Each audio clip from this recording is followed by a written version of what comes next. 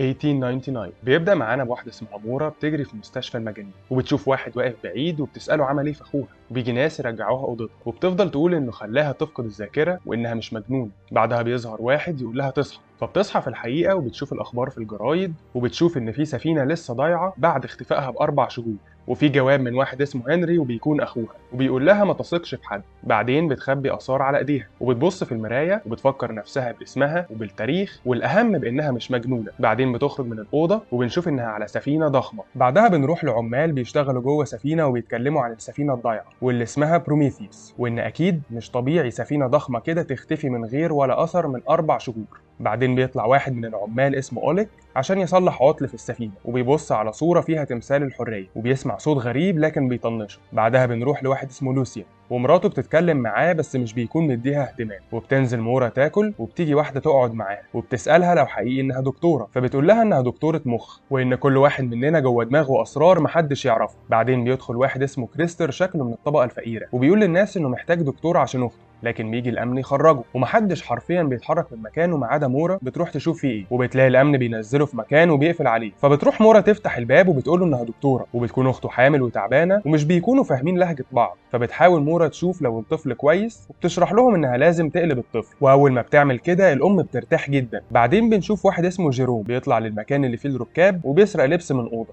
بعدها بنشوف لوسيان وهو بيتخانق مع مراته وبيقول لها انها مش بتحبه وتبطل تمثيل، وبنرجع لمورا وفي طفله بتقول لها انها نفسها تبقى دكتوره زيها لكن مش بتفهم، وبتسالها لو عندها اطفال، واول ما بتحط ايدها على بطن مورا بتخاف مورا جدا وبتمشي. بعدين بيجي كريستر يديها صليب عشان يشكرها، بس بتطلع بسرعه لانها بدات تفتكر حاجات غريبه وبتخرج تقف بره. بعدين بيجي واحد اسمه ايك يسالها اذا كانت تايهه وبيقفل الباب على الناس الفقراء. بعدها بتعرف انه القبطان وبيقول لها انه مش مسموح لركاب الدرجه الاولى ينزلوا تحت. بعدين بيجي المساعدين بتوعه يقولوا انه بقالهم 20 دقيقه بيجي لهم رسائل وشاكين انها من السفينه الضايعه، ولما بيروح بيلاقي احداثيات السفينه اللي بتبعت رسائل بعيده عنهم ب7 ساعات وبيقرر يروح لها. واول ما بيعرفوا العمال ان السفينه هتغير مسارها اوليك بيعيط وبيسال ليه هيغيروا الطريق، لكن طبعا محدش بيرد عليه. وبنروح لانجل واخوه وبيستغربوا ان السفينه بتلف وبيخافوا يرجعوا مكان ما جم وفي عينهم رعب مش مبرر. بعدين بنروح لتوفي البنت الحامل واللي بتصحى تسال عن باقي الناس، فبتجاوبها الطفله انهم طلعوا يدوروا على السفينه الضايعه. وبترجع مورا تشوف الجواب بتاع هنري ومكتوب عليه ان اللي ضاع مصيره يرجع. بعدين بتروح لايك اوت وبتساله لو حقيقي انهم لقوا السفينه الضايعه، فبيحكي لها انهم جالهم رسائل باحداثيات بس مش متاكد لو هي، وبيسالها هي ليه مهتمه ولو تعرف حد كان عليها، بس مش بترد وبتقول له انها عايزه تعرف مش اكتر. فبيخرجها بره الاوضه وبيقول لها شويه وهيقول لكل الناس التفاصيل. بعدها بيفتح جواب معاه ومكتوب عليه نفس الكلام اللي على جواب مور،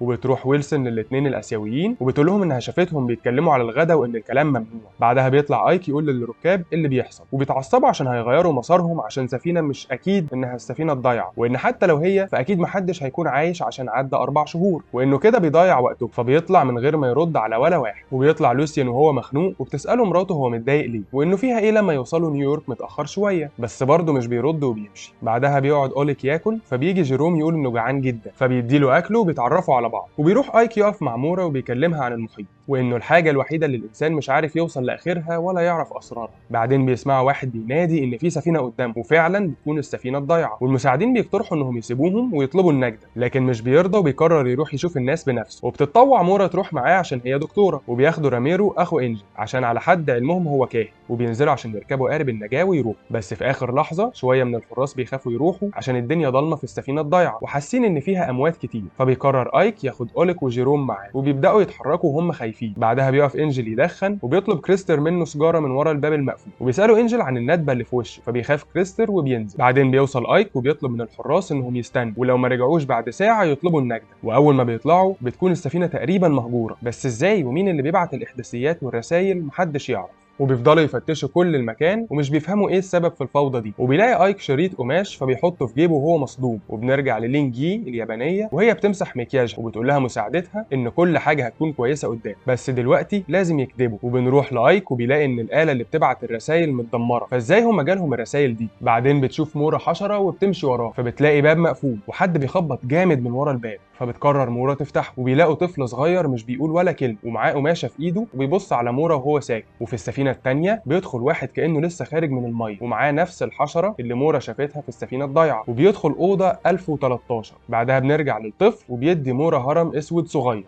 بعد كده بنشوف ايك وهو بيصحى في مكان وبيبص على بيت من بعيد وبينادي على واحده اسمها نينا، لكن البيت كله بيولع وبيصحى في الحقيقه وفي ايده الشريط اللي اخده من السفينه الضايعه. بعدين بيخبط عليه واحد من مساعدينه وبيقولوا له ان الشركه بعتت لهم انهم لازم يغرقوا السفينه اللي لقوها، وكمان بيطلع يلاقي ان كل البوصلات اللي على السفينه بتتحرك بشكل مش طبيعي، وبيتساءلوا ايه اللي حصل على السفينه الضايعه وليه ما لقوش غير الطفل ده عليها. وبنشوف الطفل وهو نايم في اوضه مورا وبتمسك الهرم يمكن تفهم منه اي حاجه بس مش بتعرف، فبتروح تفتش هدوم الطفل وبرضه مش بتلاقي حاجه مهمه. واول ما بتخرج بيفتح الولد عينه بشكل مرعب، وبيرجع اوليك يحكي لباقي العمال عن اللي شافه ومش بيفهموا ازاي العدد ده من الناس مات من غير اي اثر. بعدين بيجي ايك يطلب من اوليك يشوف كميه الفحم اللي فاضله في السفينه من غير ما يقول لحد، وبيطلع يسال مورا لو الطفل اتكلم، فبتقول له لا، وبيقول لها انه بس عايز يعرف الناس دي كلها راحت فين ومين اللي حبس الطفل وكان بيبعت الرسائل. بعدين بيسالها اذا كانت سامعه الصوت اللي هو سامعه، فبتقول له لا، وبيجري كانه بيدور على حد. بنروح لتوفي وهي بتصلي مع اهلها، وبترجع مورا اوضتها وبتلاقي الولد الغريب واقف عندها وبيتاسف وبيسالها اذا كانت دي اوضتها وانه سمع صوت جاي منها، وبيقول لها ان اسمه دانيال، وبتساله لو كانوا اتقابلوا قبل كده بس بيقول لها لا. بعدين بتدخل تدي الطفل اكل بس مش بيرضى، وبتحاول تخليه يتكلم معاها لكن برضه مش بيرضى، وبيقوم يمسك الهرم وبيديهولها، فبتساله ايه ده، وبنشوف كريستر واخته بتغسل له شعره وبتقول انها بتدعي تكون دكتوره، وبتطلع وبتسيب. بعدين بيجي انجل من وراه وبيديله علبه سجاير، واول ما بتيجي توفي بيمشي انجل.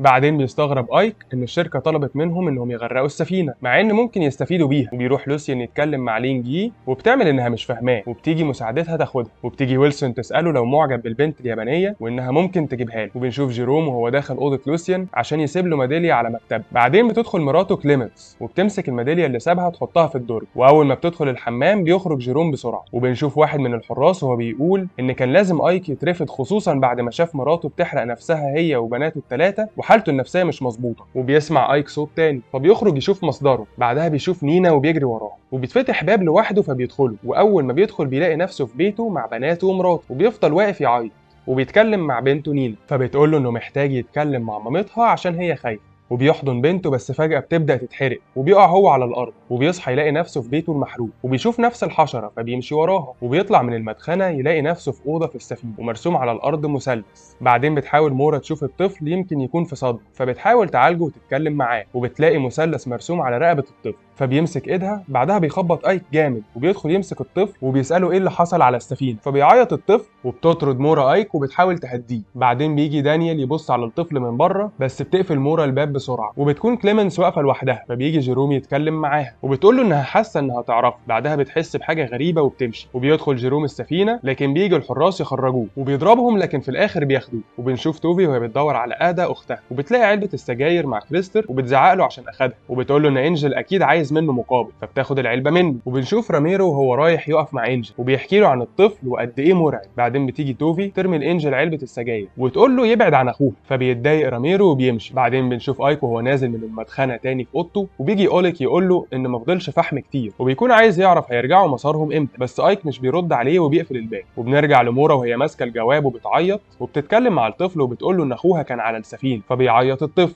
وبتقول له ان الرساله عليها نفس العلامه اللي على رقبته. بعدين بينادوا كل الركاب عشان اعلان مهم، وبيرجع انجل وبيسال راميرو هو خايف ليه وانه فيها ايه لو الناس عرفت انه مش اخوه ولا انه حتى كاهن، فبيزعق راميرو وبيقول له ان مامته كان معاها حق وانه مستغل. بعدين بيقول له انجل انه بس غيران، وبيخرج دانيال يحط الحشره على الارض. بعدها بنشوف الطفله ادا وهي ماشيه ورا الحشره وبيجي دانيال يتاسف لها. بعدين بيبلغ ايك الركاب انهم هيرجعوا اوروبا عشان مفيش فحم كفايه، وطبعا محدش بيوافق على القرار ده. وبتطلع مورا تتكلم معاه وبيقول لها انه بيعمل كده عشان ينقذ السفينه التانيه، وان الشركه عارفه حاجه بتحاول تخبيها، وانه وصل له جواب مع صوره لعيلته ومش عارف مين اللي بعته. فبتلاقي مورا انه نفس الجواب اللي معاها وبيتكلم عن السفينه الضايعه برضه، وبتمسك مورا ايده وبتقول له انها مش هينفع ترجع اوروبا، لكن بيتاسف وبيقول انه قرر. بعدين بترجع لاوضتها وبتلاقي ان دانيال بيحاول يتكلم معاها بس مش بترد، وبيقرر مساعدين ايك والحراس انهم يغرقوا السفينه الثانيه وخلاص عشان ايك يرجع في قراره، وبيروحوا يخبطوا عليه. بعدين بنشوف رسائل باحداثيات بتوصل لهم، وبتمسك مورا سلسلتها وبتشوف عليها مثلث، ودانيال بيكون معاه صوره لمورا، وبيطلع ايك يلاقي الطفله ادا ميته وبنروح للين جي وبتكون بتغرق، لكن بعدها بتصحى وبيطلع ان ده كابوس، وبتلبس وبتنزل تقعد مع مساعدتها اللي في الحقيقه هي مامتها، وويلسون بتقول لها تروح لها الاوضه بعد الفطار، فبتعيط مامتها وبتقول يا ريتهم ما ركبوا السفينه. بعدها بيقف كريستر من ورا الباب وبينادي على اخته ادم، بس طبعا ما يعرفش انها ميته، وبياخدوا الطفله للدكتور وبيقول انه واضح انها ميته موته طبيعيه، لكن طبعا مورا مش بتقتنع وبتقول انها لسه شايفاها من كام يوم وكانت كويسه. بعدها السفينه بتقف فبيخرجوا يشوفوا فيه ايه، وبيلاقوا ان في ضباب مش مخليهم يشوفوا حاجه، فبيقرر ايك يفضلوا مكانهم لحد ما الضباب يروح، وبيحاول الحارس يقنع المساعدين ان ايك مريض ولازم يسيطروا هم على السفينه. بعدين بياخد ايك مورا وبيوريها الشريط اللي لقاه وانه بتاع نينا بنته وهو متاكد، لكن ازاي وهو شافهم بيموت؟ فبيسال مورا لو عادي يشوف حاجات مش حقيقيه، فبتحاول تقنعه انه ممكن من اثار الصدمه بس. بعدها بيوريها الفتحه اللي تحت سريره وبيقول لها انه حافظ السفينه دي وان المكان ده المفروض ما يكونش هنا، وانه عايز يرجع السفينه الثانيه عشان يلاقي سجل القبطان اللي كان عليها، وبتقول مورا انها هتروح معاه. وبنشوف اهل ادا وهم بيصلوا عشان يلاقوه. بعدها بتروح لينجي لويلسون اللي بتقول لها تجهز نفسها النهارده بالليل، ومش بتعرف لينجي تعترض ابدا. وبيروح ايك ومورا عشان يرجعوا السفينه وينزلوا بقارب النجاه، وهنا بيقرر المساعد يغير الاحداثيات.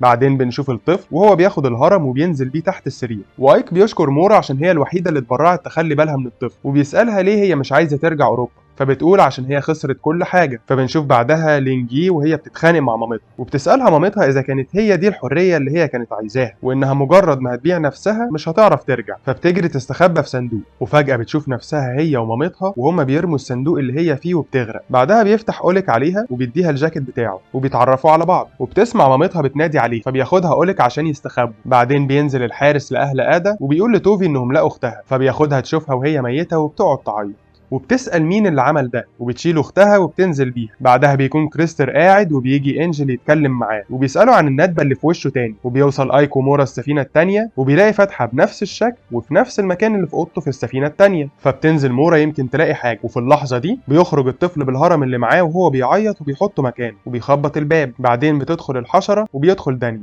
وبيسأل الطفل لو لقاه، بس بيقول لا، وبيسأل ايك ليه ممكن الفتحة دي تكون موجودة بنفس الشكل ورسمة المثلث. بعدها بيروح اوليك ولينجي المكان اللي عند مركب النجاة وبيروح يجيب حاجة ياكلوها، وفجأة الضباب بيزيد وبتلاقي لينجي نفسها في مكان تاني، وبتشوف مي صاحبتها وبتقول لها انها لازم تمشي دلوقتي. بعدين بنعرف ان مي دي هي اللي كان المفروض تسافر، لكن لينجي بتغير وبتسممها عشان تسافر مكانها، وبتتأسف لينجي عشان كانت عايزاها تنام بس ما تموتش. بعدها بيجي اوليك وبتحضنه، وبيدخل كريستر وبيشوف ادا اخته ميتة، فبياخد كرسي عشان يكسر الشباك من العصبية. بعدها بتحضنه توفي وبيعيطوا هما الاتنين. بعدين بيخرج الحارس وبيلاقي 3 ميتين فبيعمل انذار، وبينزل ايك ومورا للجزء السفلي من السفينة، وبرضه بيكونوا مش فاهمين حتى لو الناس ماتت فين الجثث بتاعتهم، وبيلاقوا المكان اللي بيحرقوا فيه الفحم، فبيفضلوا يدوروا على اثار بني ادمين زي اي اسنان او عظم. بعدها بيلاقي ايك كتاب مكتوب فيه اسامي الركاب اللي كانوا في السفينه بس مش كامل، فبتساله مورا لو لقى حاجه، لكن بيقول لها لا وانهم لازم يرجعوا. بعدها بترجع لينجي لمامتها وبتقول لها انها جاهزه تبيع نفسها، وبنشوف لوسيان وهو بيجهز برضه، وبتساله مراته هو رايح فين، فبيقول لها انه بس راح يشم هوا وجاي، وبيروح للينجي وبتاخد ويلسون فلوس عليها، وبنشوف انه معاها نفس الجواب اللي مع مورا وايك. وبعدين بنشوف ان لوسيان مش عايز حاجه من لينجي غير انه يقعد معاها شويه، وبتجيله نوبه لكن بيقول لها ما تخافش وانها مش بتطول، وبيرجع ايك ومورا. بعدين بنشوف ان في ناس كتير بتموت من غير سبب ومن غير دم، وبيقول الحارس للمساعد انه لازم ياخد قرارات ويبعد ايك عن اي قرار، ولما محدش بيسمعه بياخد الحارس كل اللي معاه بأسلحة وبيجمع الناس الفقيرة والعمال عشان يعملوا انقلاب على القبطان، وبتاخد توفي هي كمان مسدس، لكن مش بيرضى اوليك انه يكون معاهم، ولما بيحاول يهرب بيضربوه وبيحبسوه، وفي الحبس بيقابل جيروم. بعدين بيشوف انجل الناس اللي هيروحوا ضد القبطان وبيجري يحكي لراميرو، لكن راميرو بيتضايق لما بيلاقيه راسم كريستر وبيقول له انهم هنا هربانين بسبب انه قتل واحد وانه وعد انه هيتغير. بعدها بيخرج عشان يحذر القبطان من الناس اللي عايزه تقتله، وبنشوف ايك وهو بيشوف الورقه اللي معاه وفيها اسم مورا كواحده من الركاب، وبتكون مورا واقفه لوحدها، وبيجي دانيال يقول لها تستخبى في الاوضه عشان الناس اللي جايين معاهم اسلحه، وبيروح راميرو يحذر ايك، وبتقف توفي بمسدس بتهدد بيه ايك يرجع على امريكا. بعدها بيطلع دانيال حاجه زي العلبه بتخلي السفينه تختفي. بعدها بنشوف جيروم وهو مع لوسيان في الحرب وبيتخانقوا مع بعض فبيضربوا لوسيان. بعدين بيصحى جيروم على السفينه وبيجي فرانز الحارس يخرجه هو واوليك، وبنلاقي انهم حابسين ايك، وبياخدهم فرانز عشان يرموا جثث الناس الميته في البحر، وحاله السفينه بتكون فوضويه جدا، وركاب الدرجه الاخيره بيسيطروا بالقوه على ركاب الدرجه الاولى. بعدها بيشوف فرانز مع المساعدين ان السفينه الضايعه اختفت، لكن بيشكوا ان ممكن هم اللي يكونوا اختفوا، خصوصا انهم رجعوا لمكانهم من 3 ايام، فبيأمرهم فرانز يمشوا باقصى سرعه. وبتمسك توفي واهلها واحد من المساعدين وبيسالوه ليه الناس بتموت، فبيقول لهم ان الطفل اللي لقوه من ساعه ما جه والناس عماله تموت. فبيقرروا يقتلوه عشان شايفينه شيطان. وبيحاول ايك يفك ايده وبيساعده راميرو. بعدين بيقول اوليك ان ممكن يكون ده اللي حصل لركاب السفينه التانيه، وان كلهم ماتوا بالشكل ده واترموا في البحر. بعدها بيشوف جيروم جثه بتبصله فبيتخض، وبيحكي لوسيان لمراته ان عنده مرض وفاضل له فتره صغيره ويموت. بعدين بيفتح الدرج وبيلاقي الميداليه اللي جيروم سابها له، فبيبدا يضرب مراته من غير سبب وبيتاسف لها وبيخرج. وبيمسك الحراس مورا وهي في طريقها لايك، فبيأمرهم فرانز يحبسوها في اوضتها. بعدين بيحاول ايك وراميرو يخرجوا من الحبس عن طريق فتحه التهويه، وبتسال توفي باباها لو فعلا المفروض يقتلوا الطفل، فبيقول لها انه ما يعرفش. بعدها بتوصل مورا عند اوضتها وبتلاقي الناس اللي عايزين يقتلوا الطفل وبتحاول تمنعه، بس بيجي كريستر يفتشها عشان ياخد المفتاح. وبيدوروا على الطفل في كل مكان بس مش بيلاقوه، وكمان الهرم بيختفي. فبتأمرهم ام كريستر يفتشوا كل الاوض ويحبسوا مورا. بعدين بتسمع صوت جاي من تحت سريرها، ولما بتبص بتلاقي الطفل مستخبي في مكان زي المكان اللي كان في اوضه ايك. بعدها بينزل دانيال لمكان العمال وبيطلع الحاجه اللي معاه وبيحرك كهرباء السفينه. وبيستغل جيروم ان الحراس مشغولين، فبينزل يستخبى تحت وبيقول لهم اوليك انه انتحر، بس في الاخر بيلاقوه وبيجروا وراه. وبيروح يحاول يفتح اوضه لوسيان، فبتدخله كليمنس لحد ما يمشي الحراس. بعدها بيقولوا انهم هيروحوا يساعدوا ايك يهرب، وبيدخلوا ركاب الدرجه الاخيره يفتشوا الاوض بشكل بشع وبيحبسوا الناس غصب عنهم.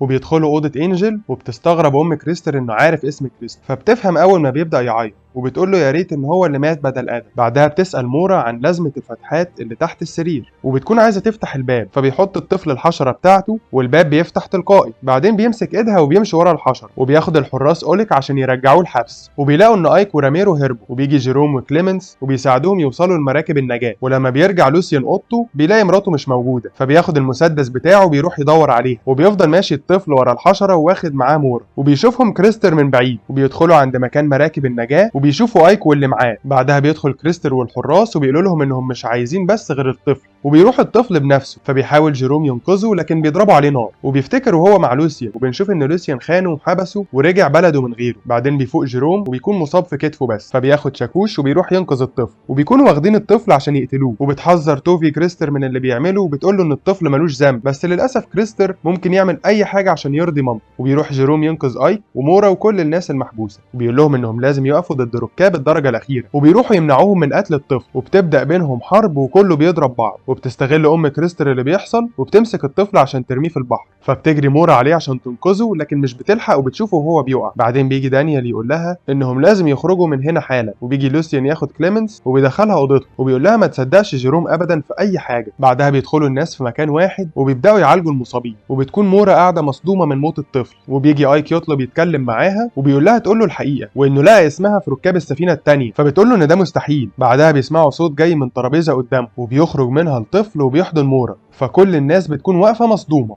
بعدها بنشوف مورا وهي بتصحى في مكان فاضي وعلى ايدها اثار كانها كانت مربوطه، وبتلاقي نفسها في مستشفى المجانين تاني وبيدوها حقنه مهدئه وبيكون مغمى عليها. بعدها بتصحى تلاقيهم حبسوا الطفل في نفس المكان اللي هي لقيته فيه على السفينه التانيه، ومش بيرضوا يخلوها تخرجه. وبتروح لتوفي وكريستر وهم قاعدين عند سرير ادم وبيتكلموا عنها وبيعيطوا. وبنشوف ان في حاجه غريبه بتحصل في اوضه المحرك، وبيقعد لوسيان مع كليمنس وبيعترف لها انه بيكذب عليها وهو مش غني ولا ملازم ولا اي حاجه. بعدين بتروح توفي تقف مع صف ركاب الدرجه الاولى ضد اهلها، وبتحاول مورا تفتح للطفل فبيضربها واحد بالنار، وبيحاول دانيال ينقذها.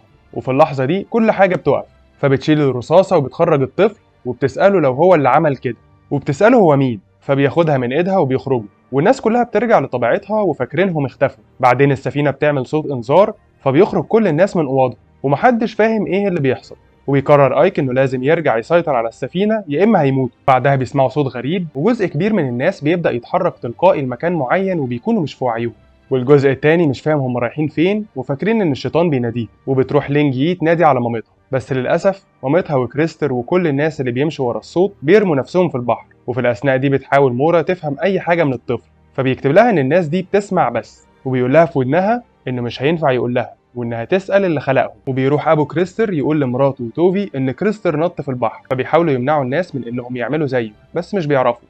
وبتحضن لينج يي اوليك وبتعيط. بعدها بيدخل الطفل الاوضه اللي تحت السرير وبيقول لمورا تروح معاه وما تخافش. واول ما بتنزل بتلاقي نفسها على الارض وخارجه من حاجه زي البوابه بين عوالم مختلفه، وبتشوف مبنى بعيد فبتروح له.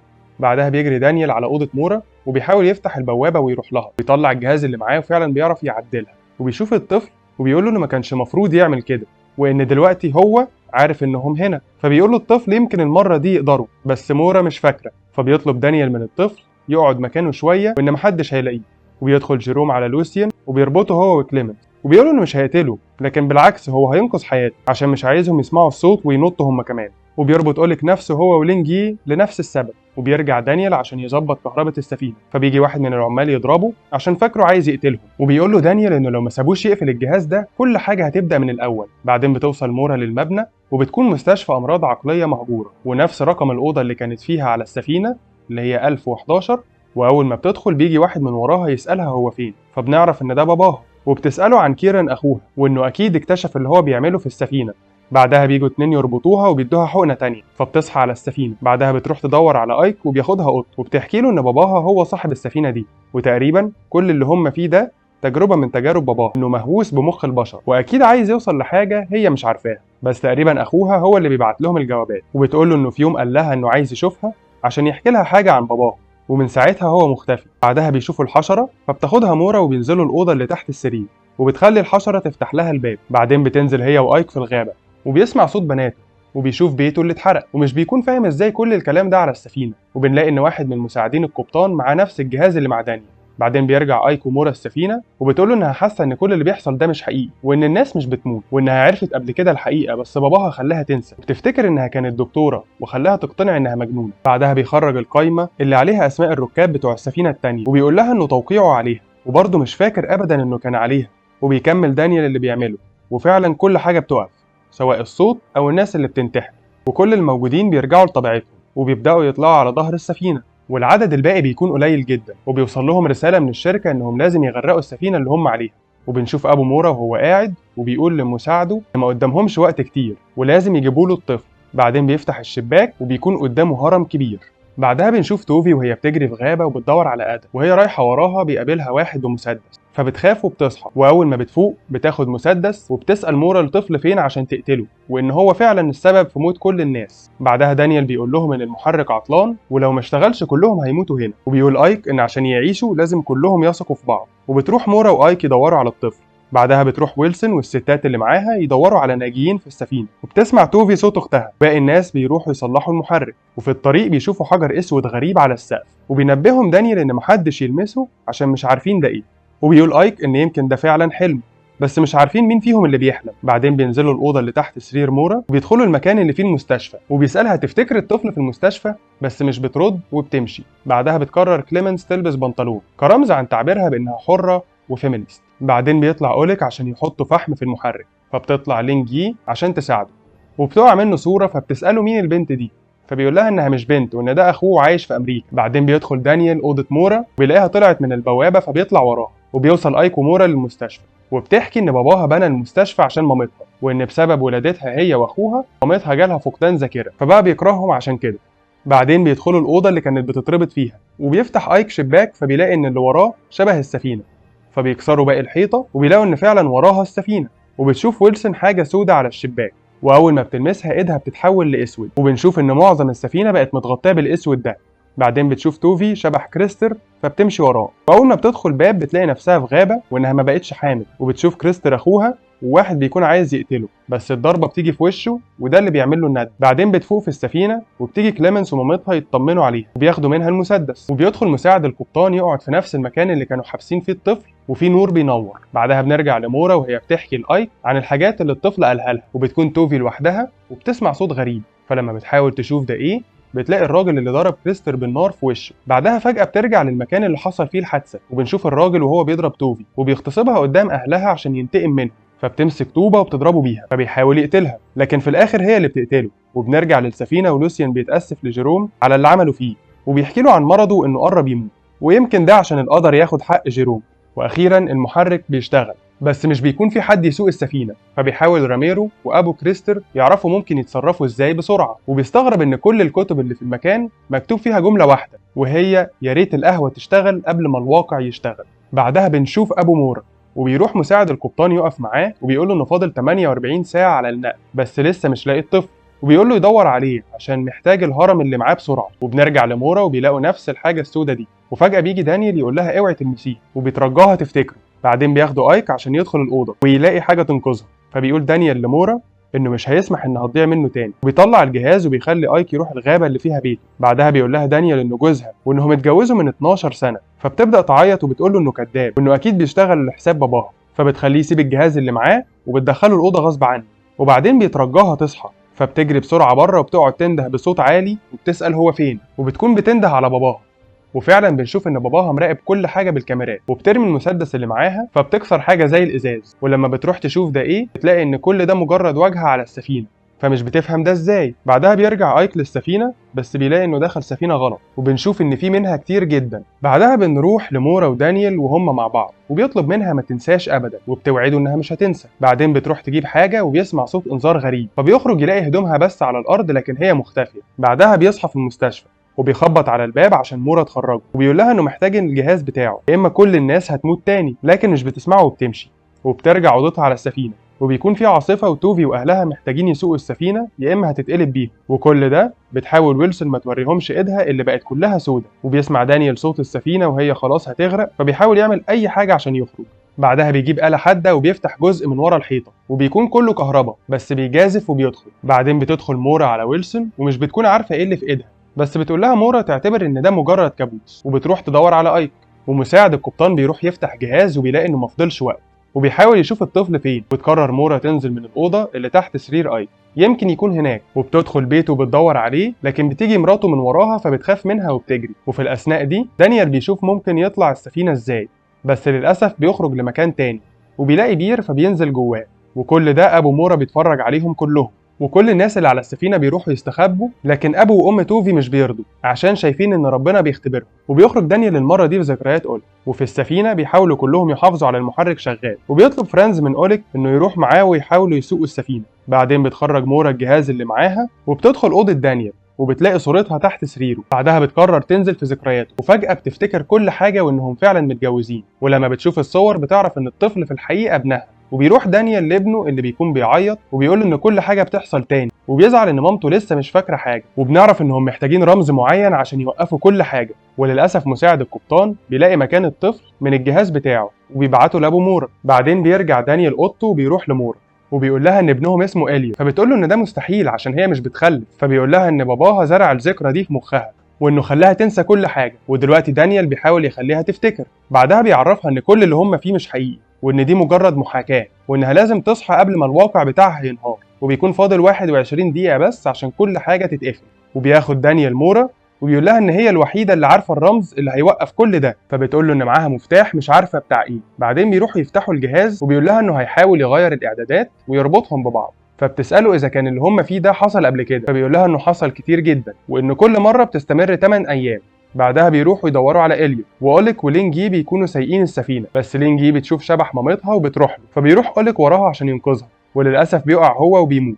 ولوسيان بيموت ومش بيلحقوا ينقذوه. وبعدها انجل بيموت واهل توفي بيغرقوا، وبينقذ فرانز توفي وبيضحي بنفسه عشان ابو مورا بيتفرج عليهم كلهم وهم بيموتوا، وبيودي له المساعد الطفل والهرم. بعدين بيدخل دانيال ومورا اوضه وبيلاقوا ان الاوضه اللي تحت السرير مختلفه، وبيقول لهم ابو مورا في الميكروفون انهم خسروا وانه عايز المفتاح اللي معاهم مقابل ابنهم. وبيقول لها دانيال انه هيصلح كل حاجه وبيحذرها تنسى تاني. بعدها بيفتح ابو مورا الهرم وبيكون في مكان مفتاح، وبنفهم انه لو من الاول استخدمت المفتاح في الهرم كانت هتصحى وكل حاجه هتتحل، لكن بيفوت الاوان والمحاكاه دي بتخلص زي اللي قبلها. وبتدخل السفينه في الارشيف، وايك كل ده قاعد لوحده في الارشيف وبيشوف السفينه بتظهر وكل الناس اللي لسه عايشين بيشوفوه. بعدها بنشوف مورا وابنها إليوت وبيلاقي الحشرة وبيكون عايز ياخدها يربيها، لكن مورا بتقنعه يسيبها. بعدين بيلاقي إليوت نفسه خايف وبينادي على مامته، وبيصحى وبيكون عند جده بيوري له الناس اللي في الرحله، بيقول له ان مامته خدعته مع انها ممكن تنقذهم كلهم، وبيعرض عليه يوري له الحقيقه. وبينزل ايك يروح السفينه الثانيه وبيحضن مورا. بعدين بتحكي له ان دانيال جوزها والطفل ابنها، لكن هي مش فاكره اي حاجه، وبتبدا تحكي كل حاجه تعرفها للناس اللي فاضله، وبتفهمهم ان اللي هم فيه ده مش حقيقي. ولما بيحاولوا يفتكروا ازاي طلعوا على السفينه مش بيعرفوا، وبتسال مين وصلوا جواب زي ده، وكلهم بيطلعوا جواباتهم، لكن اكيد هم هنا عشان سبب معين. وبيعرفوا ان دانيال بيحاول ينقذهم وبيحاول فعلا يحرك الجهاز يمكن يعمل اي حاجه بس مش بيعرف. وبيروح إليوت مع جده اللي بيفكروا بحقيقته وبياخدوا المستشفى. وعلى الناحيه الثانيه الناس بيقولوا لمورا انهم مش واثقين فيها، فبتقول ان كل اللي هي فاكراه هو المفتاح ده. وبتقرر لينجي وويلسون انهم يمشوا من السفينه وبيمشي وراهم الباقيين، وايك هو الوحيد اللي بيصدق مورا وبيدوروا على اي فتحه يدخلوا منها لذكرياتهم. بس فجاه كلهم اختفوا ما عدا بتاعه دانيال، فبينزلوا منها. ويقول لها ايك ان يمكن دانيال كمان يكون مش حقيقي، ان باباها هو اللي زرع الذكرى دي فيها. بعدين بتحاول توصل لحاجة تخليها تشوف الحقيقة، فبيكسروا الحيطة وبيدخلوا عند الكهرباء. وفي الوقت ده دانيال بيشغل الجهاز تاني، وكل الناس اللي كانوا بيحاولوا يخرجوا من السفينة مش بيعرفوا بسبب الحاجة السوداء اللي بتحوطهم. وبيرجع جيروم وكليمنس يدوروا على مورا وآي، وبيدخل إليوت الأوضة اللي مامته كانت فيها، وبيقعد على الكرسي وبيديله جده حقنة، وبيقول له جده إنه عارف إنه فاكر إن مامته كانت مسجونة هنا، لكن في الحقيقة ده كان سجنه هو. فبيفتكر وهو قاعد على الكرسي ده ومورا ودانيال بيدوله حقنة، وبيقولوا له إنه لازم ينسى عشان دي الطريقة الوحيدة اللي ممكن يكونوا مع بعض فيها، لكن برضه بيرفض يصدق. وبيقول جده إن مورا وهي صغيرة قرت كتاب عن ان تفكيرنا محدود، وان في حاجات اكتر بكتير من اللي نعرفها، فحبت تعرف لو حياتها حقيقيه ولا لا، وان المستشفى دي مجرد ملعب مورا بنته عشان ابنها وتعرف من خلاله الحقيقه، وان الطريق لانهم كلهم يصحوا ان المفتاح يتحط في الهرم ده. والناس اللي في السفينه بيبداوا يدخلوا في ذكريات بعض، وبيستغرب ابو مورا ازاي ده حصل. يعرف ان دانيال هو السبب عشان بيحاول يصحي مورا من غير ما يستخدموا المفتاح، وبيكون عايز يعرف دانيال بيحاول يخبي ايه. بعدها بيقول لإليوت ان باباه بيعمل كده عشان مورا مش اكتر، لكن عمره ما هيهتم بيه. بعدها الناس بترجع السفينه، وبيروح المساعد لمورا وبيطلب منها المفتاح، واول ما بتديهوله بيقتل ايك. بعدين بتروح لباباها وإليوت اللي بيكون بيعيط، وبياخدوا المفتاح وبترجع للكرسي اللي في المستشفى، وبيحكي لها باباها ان اللعبه دي كلها هي اللي خلقتها هي ودانيال. وبيجي ابنها يديها الحقنه، وبتحاول تقول لابنها ما يصدقش جده، لكن للاسف بعد فوات الاوان.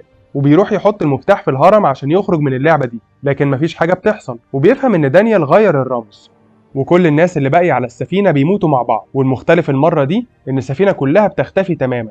بعدها بتصحى مورا وبيجي دانيال من وراها يقول لها انهم نجحوا ومفيش حاجه هتبدا من الاول. بعدها بيفهمها ان اللي هم فيه ده هي اول محاكاه هم عملوها، وبيجيب هرم تاني وبيقول لها هو ده اللي هيرجعهم للحقيقه. وبيفهمها ان السبب في كل ده هو اخوها، ان هو اللي بيتحكم في كل ده مش باباها ولا حاجه. بعدها بتستخدم خاتم جوزها وبتحطه على الهرم، واخيرا فعلا بتفوق، لكن بتلاقي نفسها وسط أجهزة، وكل الناس اللي كانوا على السفينة في نفس المكان نايمين. وبتبص من الشباك تلاقي نفسها في سفينة في الفضاء اسمها بروميثيوس، وبتلاقي إنها في سنة 2099، وبيبعت لها أخوها رسالة مكتوب فيها أهلا بيكي في الواقع. وبيخلص المسلسل على كده.